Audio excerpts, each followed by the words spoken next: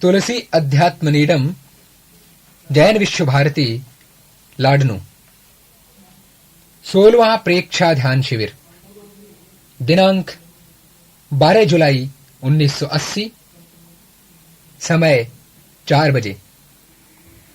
सानिध्य युग प्रधान आचार्य श्री तुलसी। प्रवचनकर्ता युवाचार्य श्री महाप्रज्ञ। आराधना विषय के अंतर्गत दिया 8वां प्रवचन। विषय है ब्रेन वॉशिंग। पुंज गुरुदेव। ज्योति की साधना करने वाले साधक।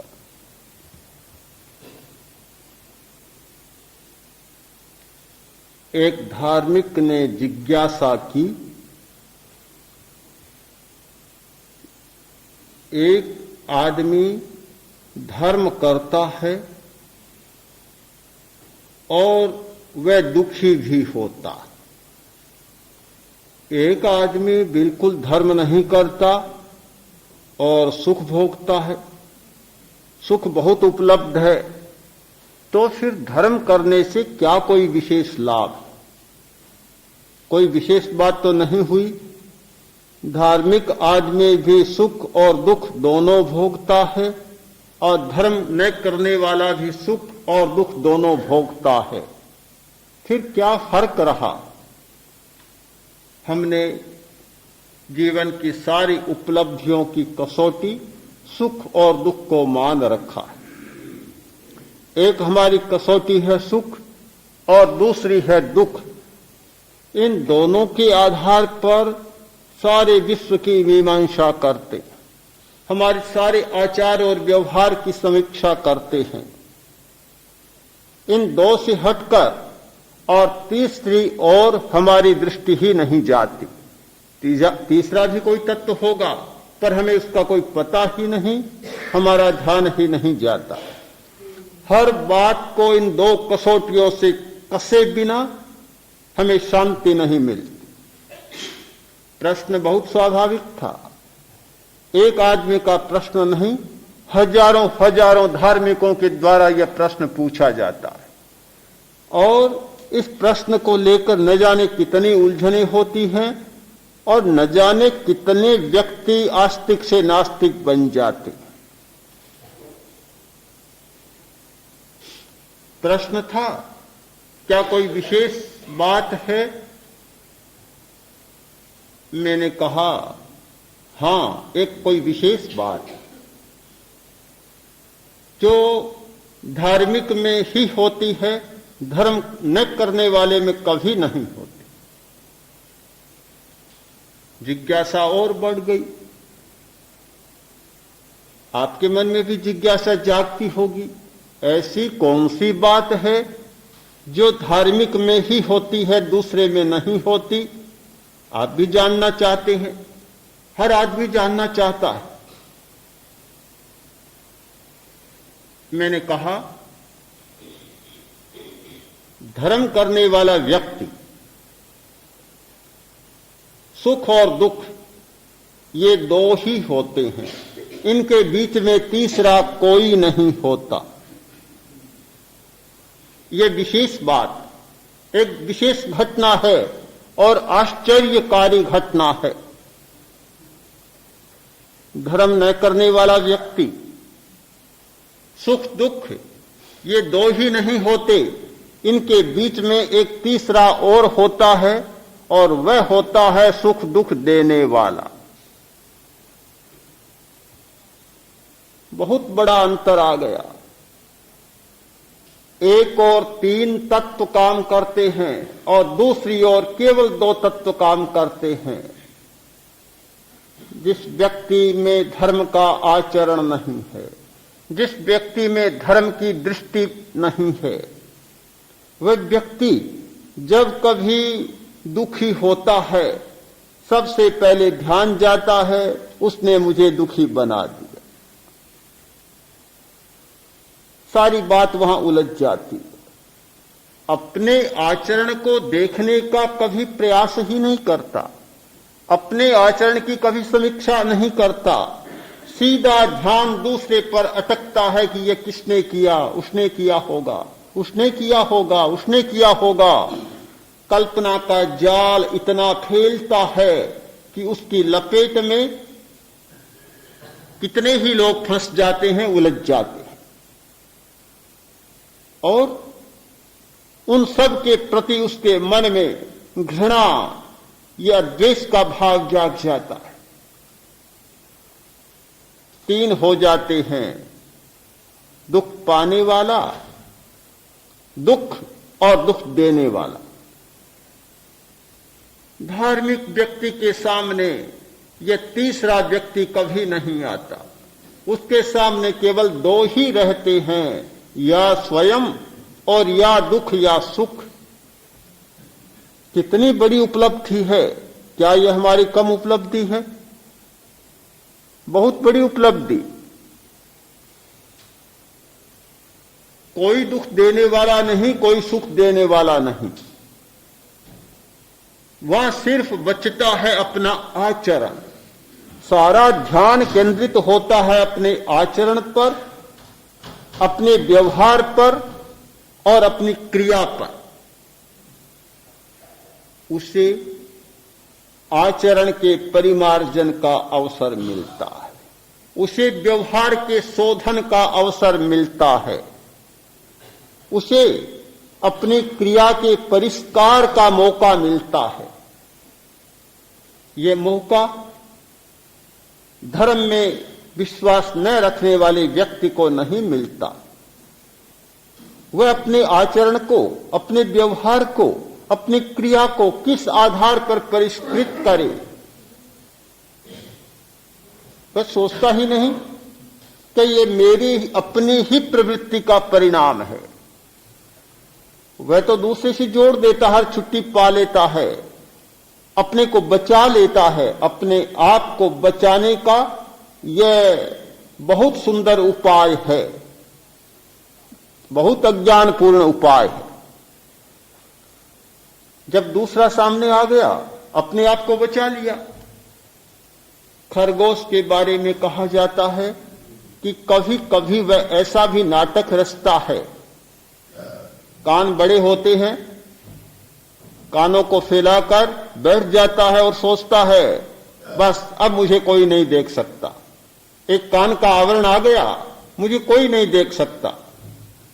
अपने आप को छिपा लेता है।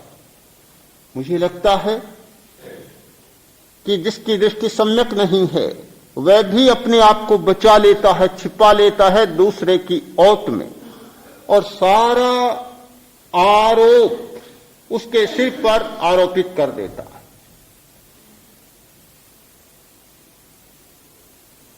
धार्मिक मनुष्य ऐसा नहीं करता। वह सारा दायित्व अपने पर ओढ़ता है, किसी दूसरे को उत्तरदायी नहीं मानता। यह हुआ, इसके लिए अमुक आदमी उत्तरदायी है, अमुक उत्तरदायी है, कभी नहीं सोचता। सारा उत्तरदायित्व स्वयं स्वीकार करता है कि कहीं मेरी भूल हुई है, कहीं मुझसे कोई त्रुटि हुई है, कहीं कोई खामी रही है, और उसका परिणाम मैं भुगत रहा हूं।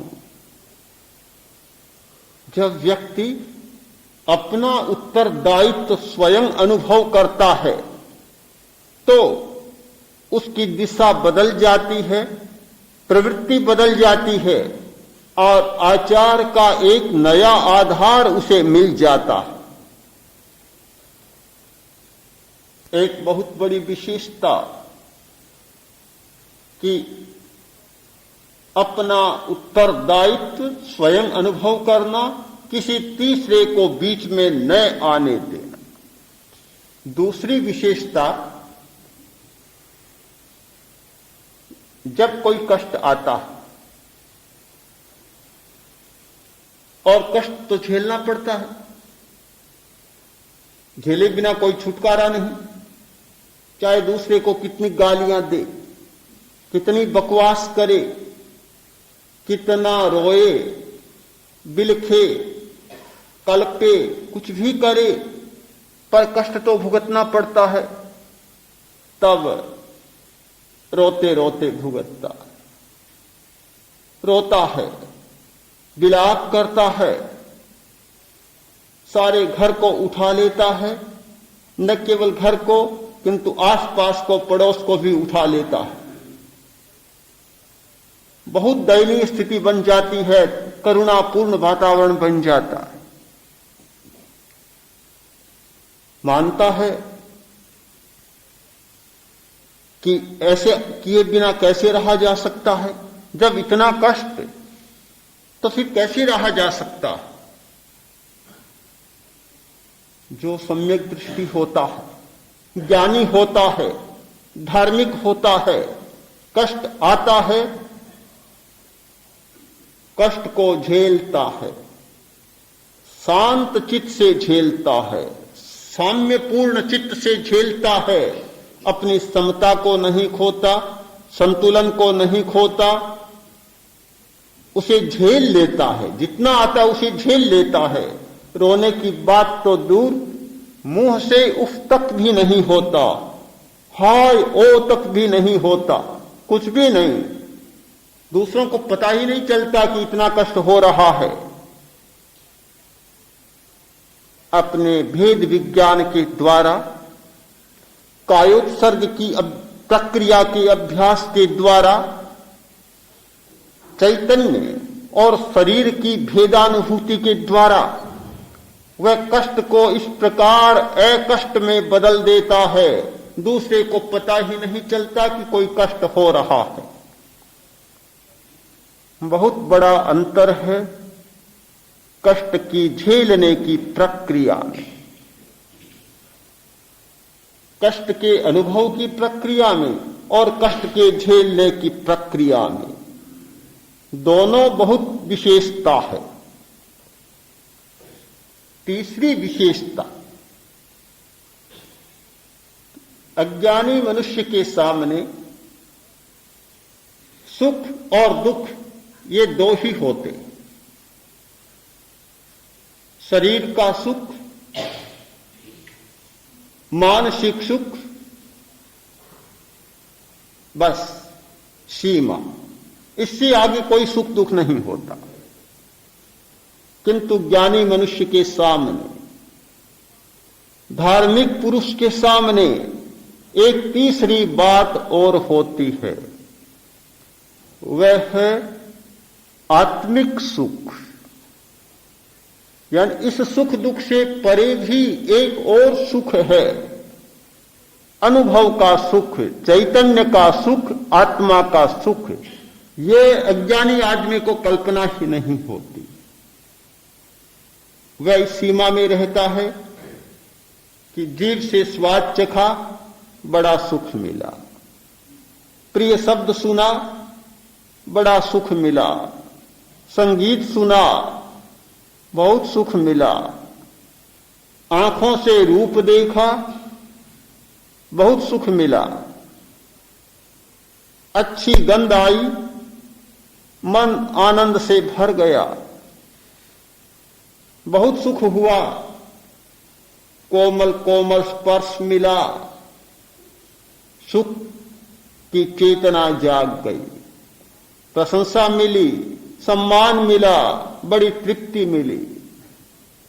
सारी इंद्रियां और मन और विषय, इस सीमा में सारी सुख की कल्पना सिमटी हुई है।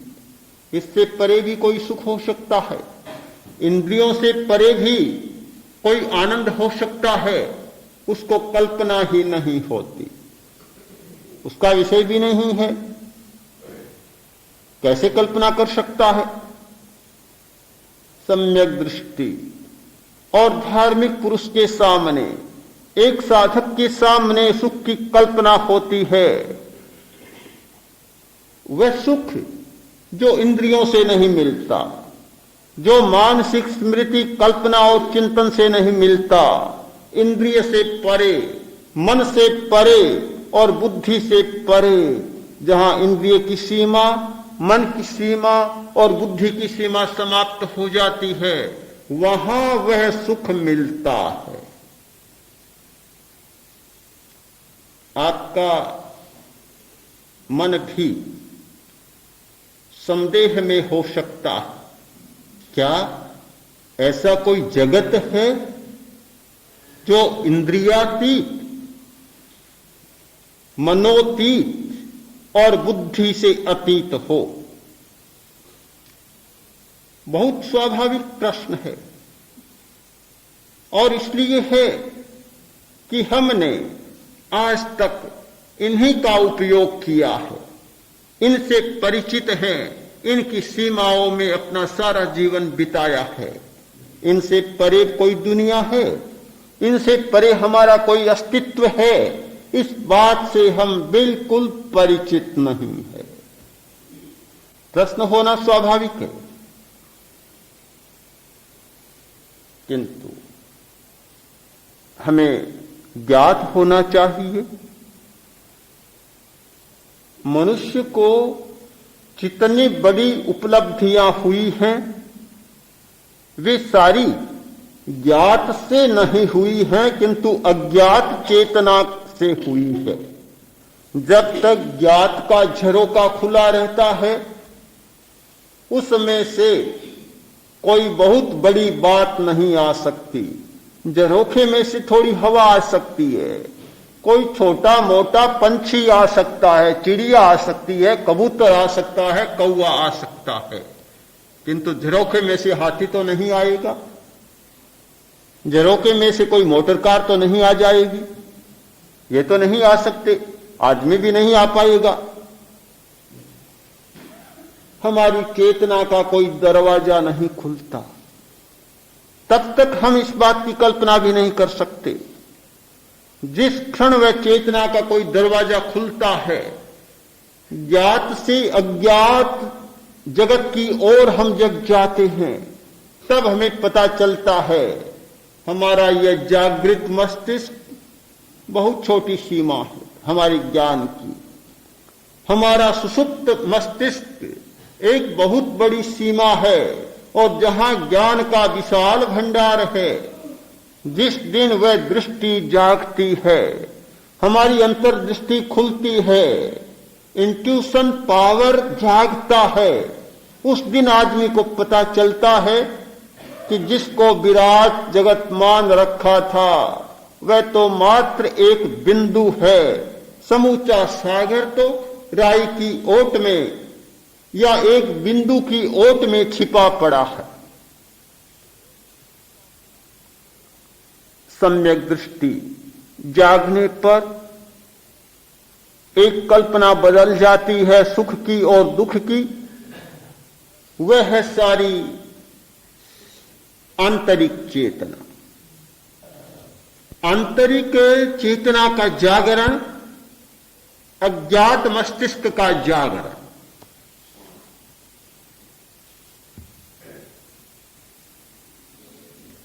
यह कैसे संभव हो सकता है कि सुख और दुख से परे एक आत्मिक सुख की भावना हमारी स्पष्ट हो, जागे? यह कैसे संभव हो सकता है कि कष्ट को शांत चित्त से झेल सकें? और यह कैसे संभव हो सकता है कि सुख दुख की घटना घटित होने पर किसी तीसरे व्यक्ति को बीच में न लाएं, निमित्त को सामने न रखें, केवल उपादान तक रह जाए? संभव कैसे हो सकता है? इस संभावना पर जब विचार करते हैं तो एक प्रयोग हमारे सामने आता है और वह है भावना योग। भावना योग जे आचार्य ने आराधना के प्रकरण में भावना योग का बहुत मार्मिक विश्लेषण किया है। मनुष्य भावना के द्वारा पुराने संस्कारों की धुलाई कर देता है। पुराने जो जमे हुए हैं, न जाने कितनी शताब्दियों से जमे हुए हमारे संस्कार हैं, वे सारे भूल जाते हैं और नया कुछ आ जाता है।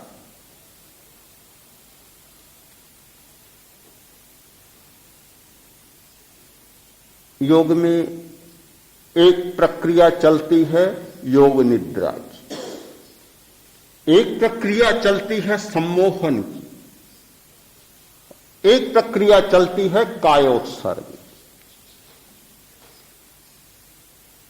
जैन परंपरा में कायोत्सर्ग की प्रक्रिया बहुत महत्वपूर्ण है।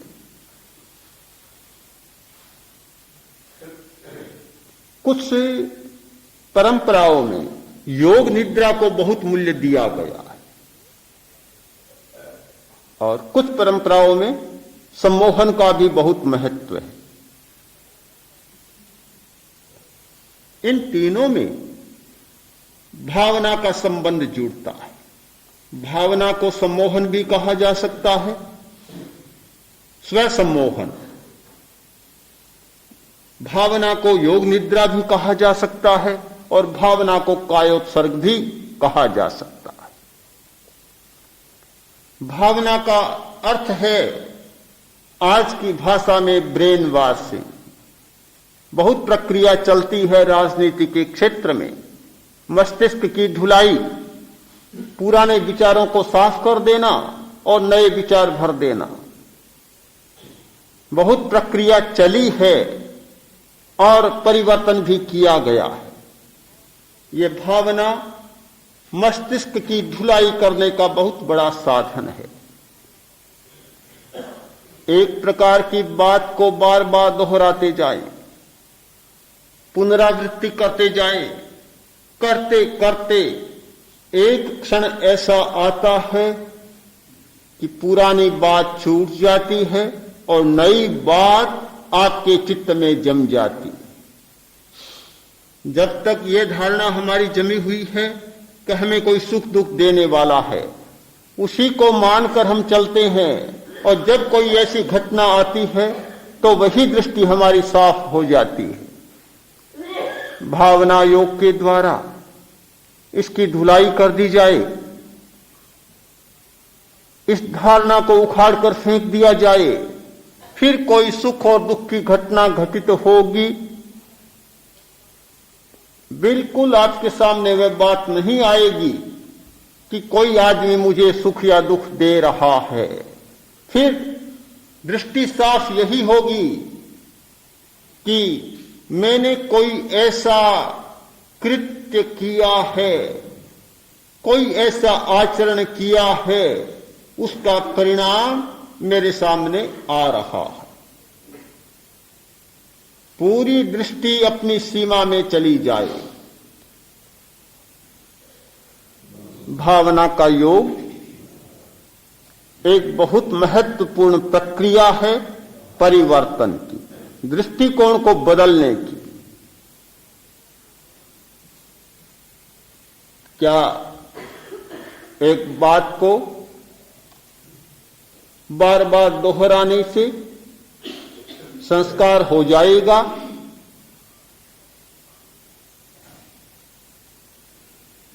सुना होगा आपने, नाजियों का प्रसिद्ध सूत्र था,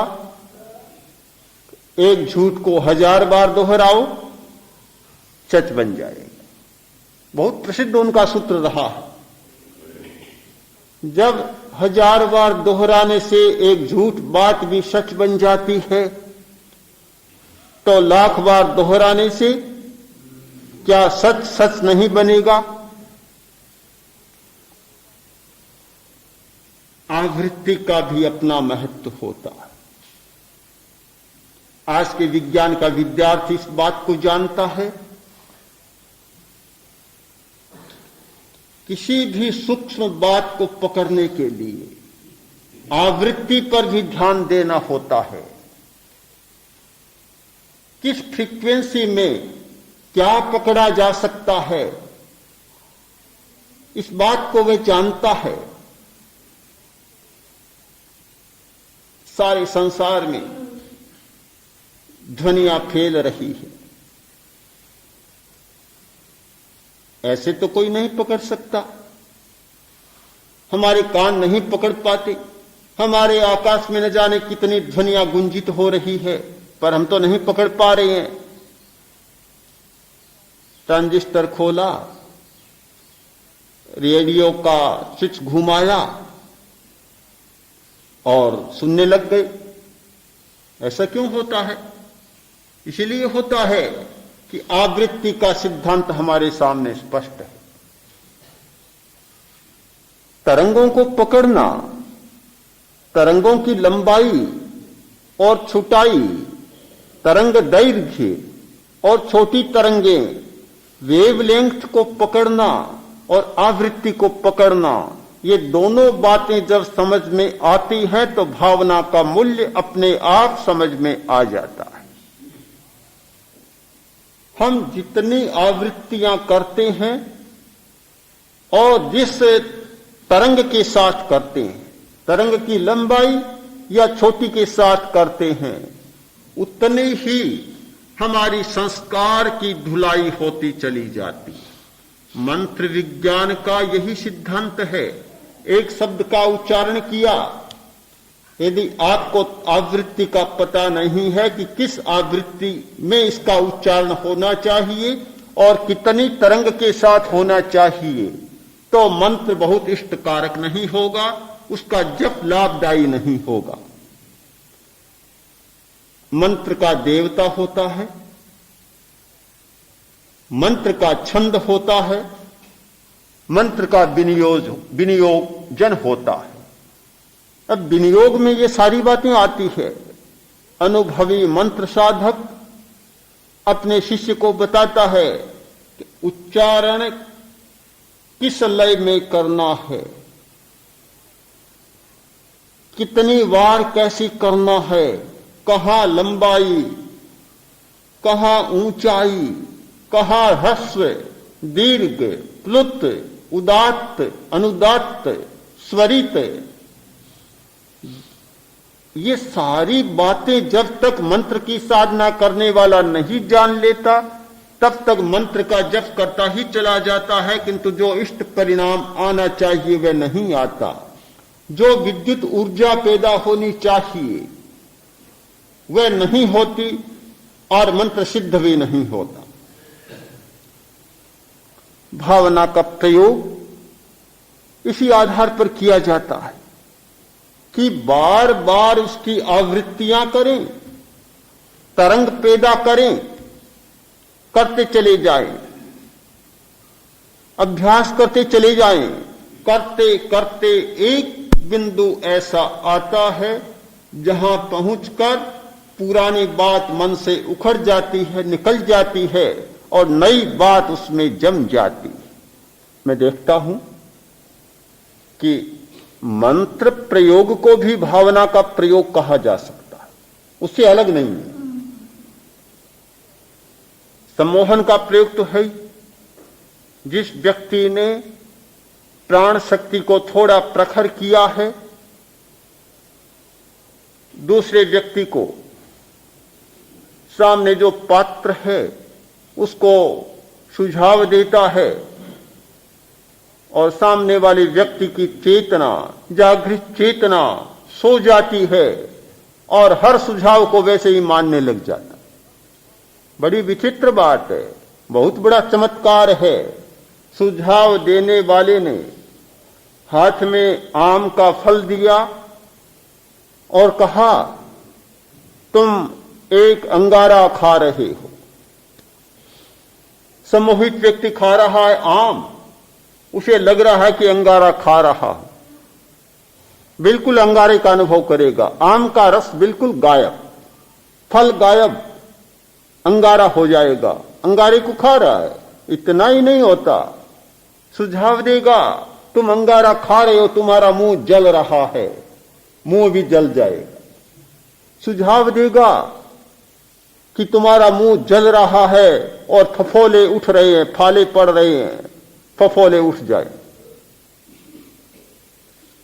विचित्र बात, फफोले हो जाएंगे। जैसे जलने से फफोले होते हैं वैसे आम खाने से फफोले हो जाएंगे। क्या कोई कम चमत्कार है? हिप्नोटिज्म का प्रयोग करने वाले ऐसे प्रदर्शन करते हैं और बड़े आश्चर्यकारी प्रदर्शन करते हैं, देखने वाले दंग रह जाते हैं कि यह कैसे हुआ। चेतना को सुला देने पर कुछ विचित्र बातें होती हैं। योग निद्रा के द्वारा जब चेतना को सुलाते हैं, कायोत्सर्ग के द्वारा जब चेतना को शांत करते हैं, समाधिस्थ करते हैं, कितना बड़ा विचित्र अनुभव होता है। व्यक्ति सोया हुआ है और लगता है कि वह आकाश में तैर रहा। कायोत्सर्ग के प्रयोग करने वाले व्यक्तियों ने बताया कि यह कैसे होता है कि मैं तो सो रहा था और मुझे ऐसा लग रहा था कि भीतर से कोई चीज निकल रही है और वह अधर में जाकर तैर रही है और मुझे दिखाई दे रही। कैसे होता है? हमारी प्राण शक्ति की इतनी विचित्र प्रक्रियाएं हैं। प्राण बाहर जा सकता है, दूसरे में प्रवेश कर सकता है और आश्चर्यकारी घटनाएं भी घटित कर सकता है। भावना का प्रयोग भी प्राण से संबंध रखता है। योग निद्रा, कायोत्सर्ग और सम्मोहन, ये सारे प्रयोग प्राण से संबद्ध हैं। प्राण की चमत्कार हैं, हमारे तेजस शरीर के चमत्कार हैं। वहां से जो तेज की रश्मियां फूटती हैं, निकलती हैं, फैलती हैं और नाना प्रकार की घटनाएं घट जाती। इससे जैन दर्शन की भाषा में समुद्घात की प्रक्रिया कहा जाता है। समुद्घात की प्रक्रिया ये केवल साधना के द्वारा ही नहीं होती है, अन्य परिस्थितियों में भी होती है। व्यक्ति बहुत बीमार है, भारी कष्ट हो रहा है, सारा शरीर अकुला रहा है, मन छटपटा रहा है। इस स्थिति में भी प्राण बाहर निकलता है और चला जाता है। प्रोजेक्शन पर आज बहुत काम हुआ है। सूक्ष्म शरीर का प्रक्षेपण आज के अध्ययन का विषय है। परा मनोविज्ञान के अध्येता उसे बहुत गहराई से देख रहे हैं। मैंने एक पुस्तक पढ़ी, प्रोजेक्शन ऑफ एस्ट्रल बॉडी। उसमें कुछ इतनी विचित्र घटनाएं हैं। एक बीमार शैया पर पड़ा है, डॉक्टर ऑपरेशन कर रहा है, चीरफाड़ हो रही है और कोई व्यक्ति ऊपर आकाश में तैर रहा है और उसे देख रहा है। एक बार ऐसा हुआ कि ऑपरेशन करते करते डॉक्टर कोई भूल कर गया। तत्काल एक धीमी सी आवाज आती है कि डॉक्टर तुम भूल रहे हो। डॉक्टर ने इधर उधर देखा, कोई आदमी नहीं। वह है, उसके सहयोगी हैं, नर्सें हैं, कोई आदमी नहीं। किसने कहा कि तुम भूल कर रहे हो? बड़े आश्चर्य में पड़ गया। ध्यान दिया, देखा तो सचमुच वह भूल कर रहा था। संभल गया, ऑपरेशन हो गया। डॉक्टर खड़ा था। रोगी ने कहा, डॉक्टर आज तुमने एक भूल की। ने कहा कि भूल तो हुई, तो मैंने तुम्हें टोका था।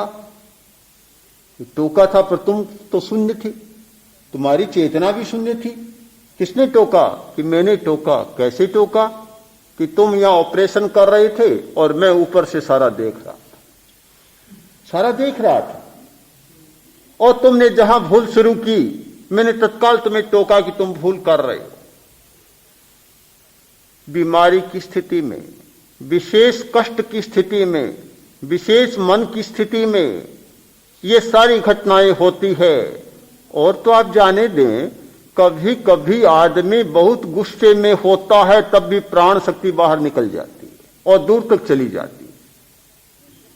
गुस्से की मुद्रा में होता है और किसी को अभिशाप देने की स्थिति में होता है कि उस व्यक्ति ने मेरा बहुत नुकसान किया, उसका कुछ बिगाड़ करना चाहता हूं, अभिशाप देने की मुद्रा में होता है, प्राण शक्ति वहां से निकलती है और जिस व्यक्ति पर गुस्सा बरस रहा है वहां जाकर और उसका कोई न कोई अनिष्ट कराती। अब पता ही नहीं चलता कि किसने किया। पता कैसे चले? कोई स्थूल तो है नहीं करने वाली तो कोई सूक्ष्म घटना है, पर ऐसा हो जाता है।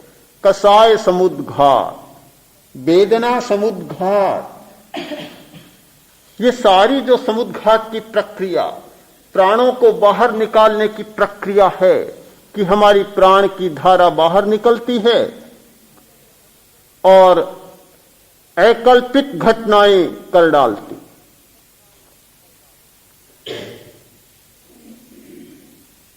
सम्मोहन में हमारी चेतना बाहर जा सकती है, प्राण धारा।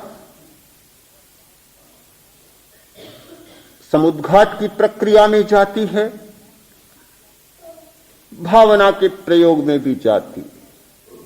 भावना का प्रयोग करता है और जिसकी भावना परिपक्व हो जाती है, सिद्ध हो जाती है, तो सिद्ध पुरुष या भावितात्मा पुरुष, जो भावितात्मा है, कुछ मन में आया कि चमत्कार दिखाना है, निर्माण शुरू कर दिया। क्या चाहते हो तुम? फूल चाहते हो? क्या चाहते हो? कि यहां फूल, गुलाब का फूल लो, या गुलाब का फूल। कोई पास में पौधा नहीं, गुलाब का फूल तैयार है। क्या खाना चाहते हो? अभी मौसम नहीं है संतरा की, संतरा खाना चाहता हूं, यह लो संतरा तैयार। यहां तो कोई कोल्ड स्टोरेज तो नहीं है कि जहां संतरा रखा हुआ है कि हाथ डाला और निकाल कर दे दिया। किंतु भावितात्मा जो होता है, जो भी चीज चाहिए तत्काल निर्माण कर देता है और उसे दे देता है। भावना के द्वारा प्राण की इतनी क्षमता बढ़ जाती है, जो संभव नहीं लगता वह बात संभव बन जाती है।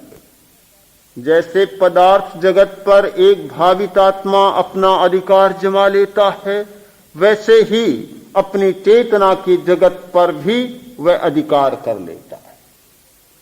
उसने चाहा यह बदलना है, तत्काल उसको बदल देगा। भावना को साधने की जरूरत है, भावना सिद्ध होती है, फिर आदत को बदलना कोई कठिनाई की बात नहीं।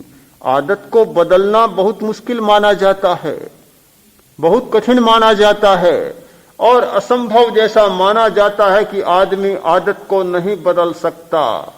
और मुझे कहना चाहिए कि असंभव नहीं तो असंभव के लगभग तो जरूर है।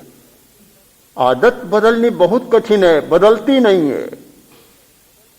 बहुत मुश्किल से आदमी आदत को बदल पाता होगा, कोई कोई, बिरला बिरला नहीं बदल पाता। फिर कैसे माने कि बहुत सरल काम है। गृहस्थ की बात छोड़ देता हूं, जो सारे परिवार के झंझटों में उलझा हुआ रहता है। साधु सन्यासी, तपस्वी, मुनि, एकांत में रहने वाले दिन भर स्वाध्याय, अभ्यास और अपनी साधुचर्या में जीवन बिताने वाले हैं, पर जहां आदत बदलने का प्रश्न है, उनके लिए भी सरल बात नहीं है।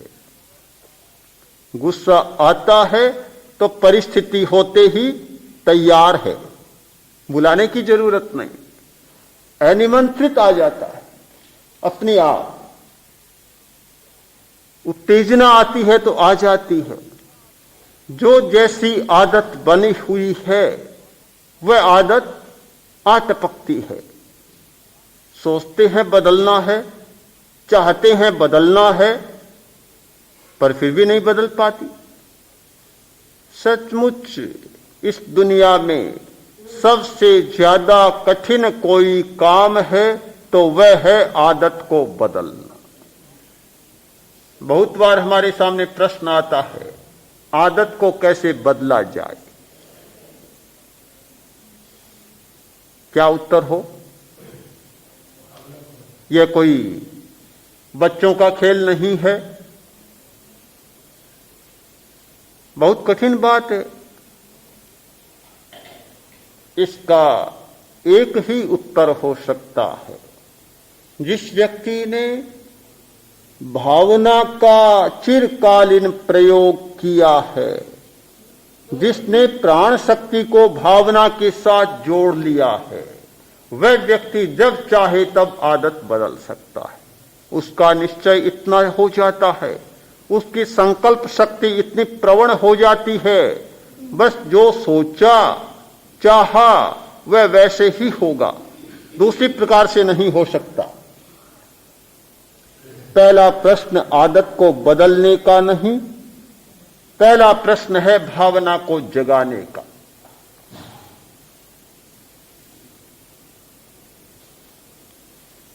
काटना है, काठ को चीरना है, हीरे को तोड़ना है। कैसे हो? बहुत कठिन है। हीरे को तोड़ना बहुत कठिन होता है, पत्थर को तोड़ना भी बड़ा कठिन होता है। हम चाह करें नहीं होगा तो उपाय निकाले गए। शस्त्र की धार जितनी तेज होगी उतना ही जल्दी कट जाएगा, टूट जाएगा। शस्त्र भौंथरा होगा, प्रयत्न करते जाएं, कुछ भी नहीं होगा। सब दायित्व है शस्त्र की धार पर। शस्त्र की धार जितनी तेज उतना जल्दी कटना और टूटना संभव होगा। हम प्राण शक्ति की धार को तीव्र बनाएं, भावना की शक्ति को तीव्र बनाएं, फिर ये बदलने वाली बात सहज हो सकती है। भावना का अभ्यास किए बिना यह संभव नहीं हो सकता। भावना को शक्ति मिलती है अज्ञात मस्तिष्क के द्वारा। प्रेक्षा का अभ्यास करते हैं, चित्त को विकल्प मुक्त करते हैं, शांत होकर बैठते हैं। लगता है कि क्या होगा, प्रश्न होता होगा कि ऐसे बैठने से क्या होगा।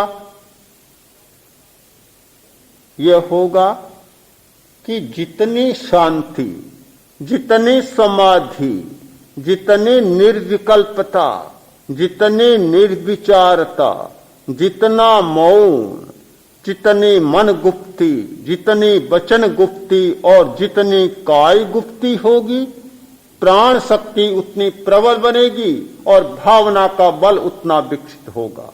आपकी भावना की धार तेज हो जाएगी। क्यों होगी?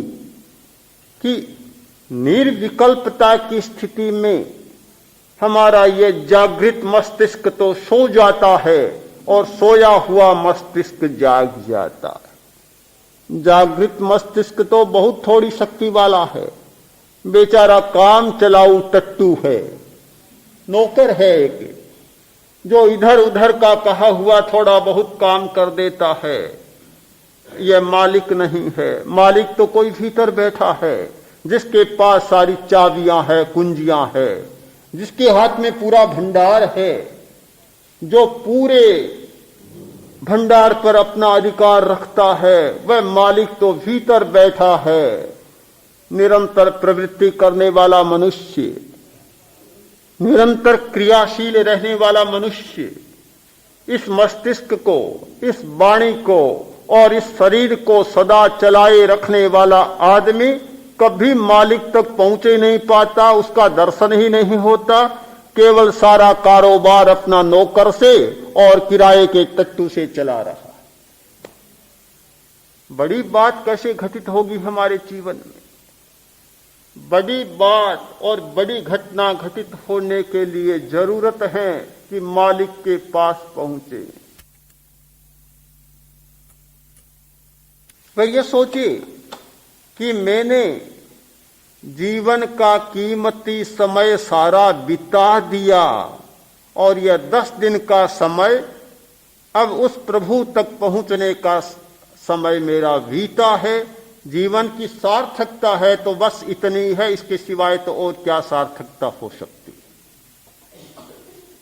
यदि हमारी दृष्टि ठीक बन जाए और जिस क्षेत्र में जो सार्थक है उसको सार्थक और व्यर्थ को व्यर्थ से देखने लग जाएं, तो हमें अनुभव होगा कि जीवन में जो जो चैतन्य की सन्निधि में क्षण बीतते हैं वे हमारे सार्थक क्षण होते हैं।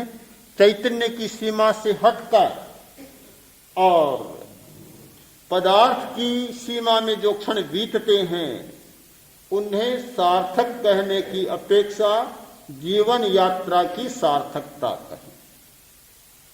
इसमें कोई संदेह नहीं। कभी जीवन यात्रा की सार्थकता तो है, उसके बिना जीवन कैसे चले, किंतु चैतन्य की सार्थकता एक समझदार आदमी की सार्थकता नहीं कहा जा सकता। दोनों दृष्टियां जिस दिन हमारी साफ होगी, प्रेक्षा ध्यान का मूल्य समझ में आएगा, ध्यान के अभ्यास का मूल्य समझ में आएगा।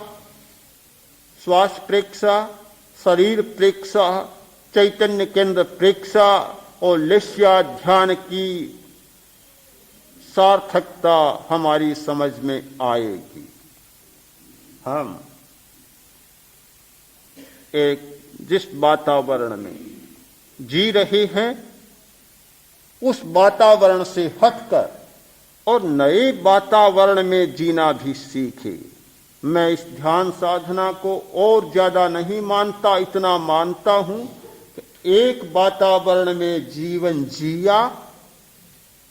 ध्यान करने वाला व्यक्ति एक नया प्रयोग कर रहा है इस वातावरण से हटकर, और हमारा एक दूसरा भी वातावरण है, उस वातावरण में जाने के लिए अपने चरण आगे बढ़ा रहा है। और जिस दिन ये चरण और थोड़े आगे बढ़ जाएंगे उस दिन फिर आपको कहने की सुनने की जरूरत नहीं। अपने आप अनुभव होगा कि जिस विराट जगत को कभी नहीं देखा था वह चैतन्य का विराट जगत आज हमारे सामने प्रत्यक्ष हो रहा। व्यवस्था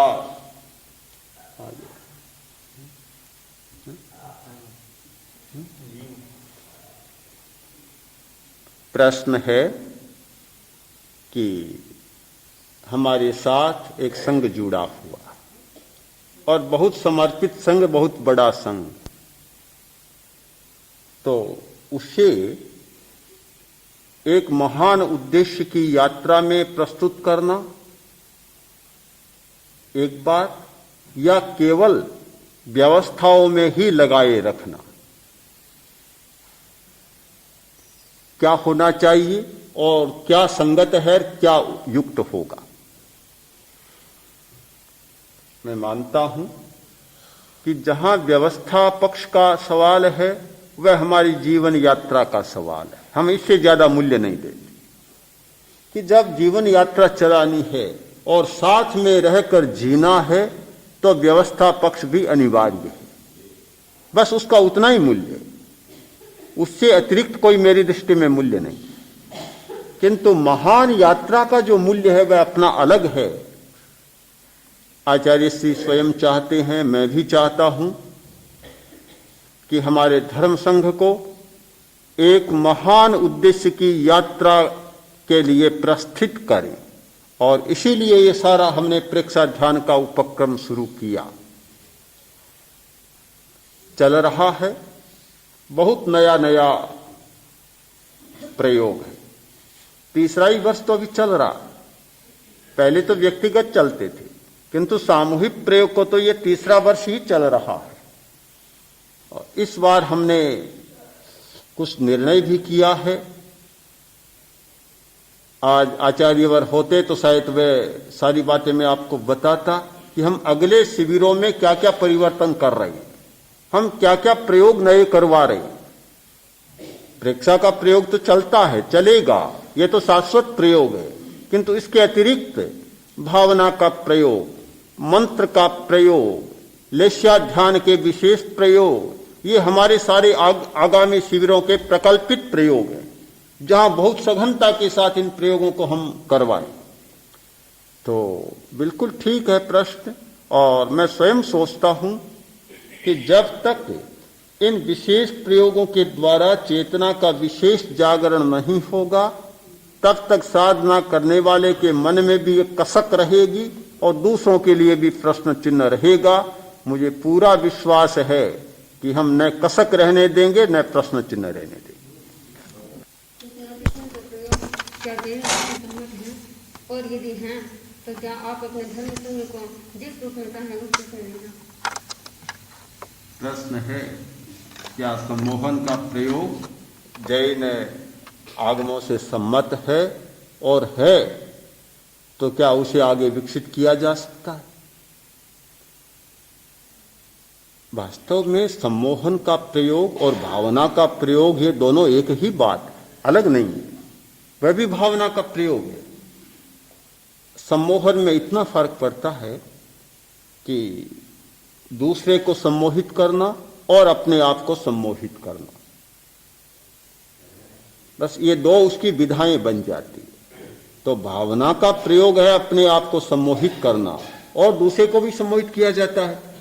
हम देखते हैं कि एक बहुत बीमार आदमी, भयंकर वेदना हो रही है, हमारे साधु साध्वियां जाते हैं, गीतिकाएं सुनाते हैं, सूत्र के पाठ सुनाते हैं, मंगल पाठ सुनाते हैं। कैंसर जैसी भयंकर बीमारी वाला व्यक्ति सारी वेदना को भूल जाता है।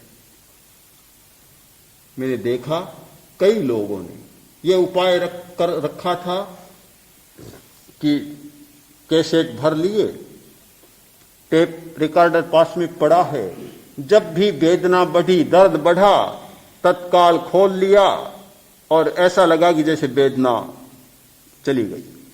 सम्मोहन भी है, और क्या है, सम्मोहन तो है ही। तो सम्मोहन का प्रयोग कोई व्यर्थ प्रयोग नहीं है। यह फर्क पड़ता है उद्देश्य पर और पात्र पर। यानी जहां सम्मोहन केवल चमत्कार प्रदर्शन के लिए हो जाता है, वहां स्थिति बदल जाती है। या दूसरे को सम्मोहित अवस्था में ही ले जाकर सब कुछ कराया जाए, तो जो सम्मोहित होता है उसकी चेतना भी क्षीण पड़ जाती है। तो बहुत सावधानी से सम्मोहन का प्रयोग करना होता है। और यह स्वयं सम्मोहन का प्रयोग तो बहुत अच्छा है, जो भावना का प्रयोग है। और मैं तो चाहता हूं कि शक्ति विकास के लिए, जो मेरा बहुत प्रिय विषय है, शक्ति का विकास, जिसमें मैं बचपन से आज तक विश्वास करता आया हूं कि अपनी शक्ति बढ़नी चाहिए, भावना के द्वारा, स्व सम्मोहन के द्वारा बहुत बढ़ाई जा सकती है। और जब कभी हमारे विशेष शिविर होंगे भावना प्रयोग के, तो मुझे लगता है कि 2-3 वर्ष तक भावना के प्रयोग चले तो शायद कुछ नई बातें हमारे सामने आ जाए। है कि गृहस्थ प्रवृत्ति में रहते हैं, इसलिए चेतना की गहराइयों में नहीं जा सकते। निवृत्ति में रहने वाला जा सकता है। तो प्रवृत्ति और निवृत्ति में क्या फर्क है? फर्क तो बहुत सामने है। तुमने प्रश्न किया, प्रवृत्ति थी, अब चुप हो गए, निवृत्ति हो गई। तो प्रवृत्ति निवृत्ति के प्रश्न में तो कोई खास बात नहीं है, वह तो साफ साफ बात है। पर मैंने यह नहीं कहा कि गृहस्थ नहीं जा सकता। मैंने तो यह कहा था कि प्रवृत्तियों में उलझे रहने वाला गृहस्थ के लिए कठिनाई हो सकती है आदत बदलने की, किंतु एक सारे झंझटों से मुक्त साधना करने वाला मुनि है, उनके लिए भी कठिनाई है। हाँ, बस अब समय तो हो रहा है। एक कौन खड़े हुए? प्रश्न है कि जो इंद्रिय सुख है और एक आत्मिक सुख है, तो आत्मिक सुख शाश्वत है ये मान लेता हूं, फिर भी क्या ये इंद्रिय सुख उसकी साधना में सहायक नहीं बनता? साधना में सहायक तो हर कोई बन सकता है, सुख भी बन सकता है, दुख भी बन सकता है। सहायक होने में किसी को कोई कठिनाई नहीं, किंतु मूलतः इंद्रिय सुख और आत्मिक स्वरूप का स्वरूप भेद है।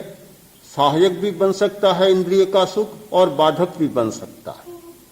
बस हम उन क्षणों को समझ लें कि कौन सा क्षण इंद्रिय सुख का सहायक बनता है और कौन सा बाधक बनता है। दोनों को अलग अलग समझ देने की जरूरत है।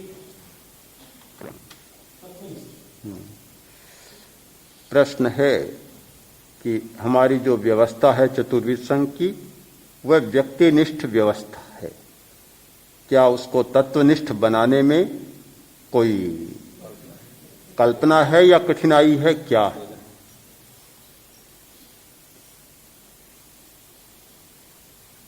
मैं व्यक्ति को भी बहुत मूल्य देता हूं, तत्व को भी देता हूं, समाज को भी देता हूं। सबका अपना अपना बहुत मूल्य है।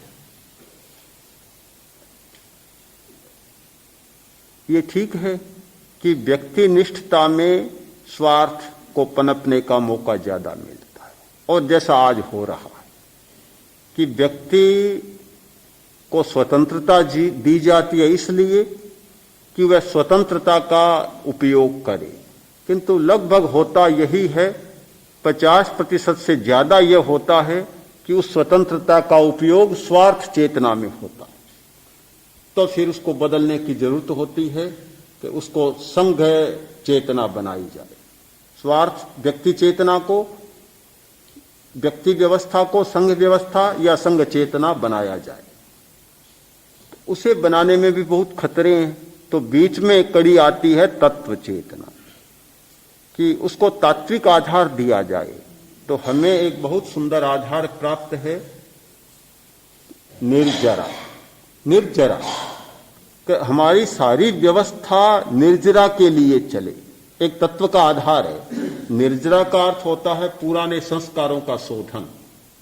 एक साधु के सामने यह सूत्र रहता है कि मैं किसी की सेवा करता हूं, उस व्यक्ति पर उपकार करने के लिए नहीं, किंतु निर्जरा के लिए। भोजन करूं निर्जरा के लिए, दूसरे को भोजन ला कर दूं निर्जरा के लिए। हर बात में निर्जरा यानी अपने संस्कारों का शोधन, यह एक बहुत बड़ा तात्विक आधार है। और मैं समझता हूं कि इस तात्विक आधार का व्यक्ति और समाज की व्यवस्था के बीच में यदि आधार मिल जाए तो हमारी सामाजिक व्यवस्था भी बहुत अच्छी बन सकती है। अर्हन्ते शरणं पवज्जामि, सिद्धे शरणं पवज्जामि, साधु शरणं पवज्जामि, केवलिपन्नतं धम्मं शरणं पवज्जामि। अर्हन्ते शरणं पवज्जामि, सिद्धे शरणं पवज्जामि, साधु शरणं पवज्जामि, केवलिपन्नतं धम्मं शरणं पवज्जामि। अर्हन्ते शरणं पवज्जामि, सिद्धे शरणं पवज्जामि, साधु शरणं पवज्जामि, केवलिपन्नतं धम्मं शरणं पवज्जामि। वन्दे सत्यं, वन्दे सत्यं, वन्दे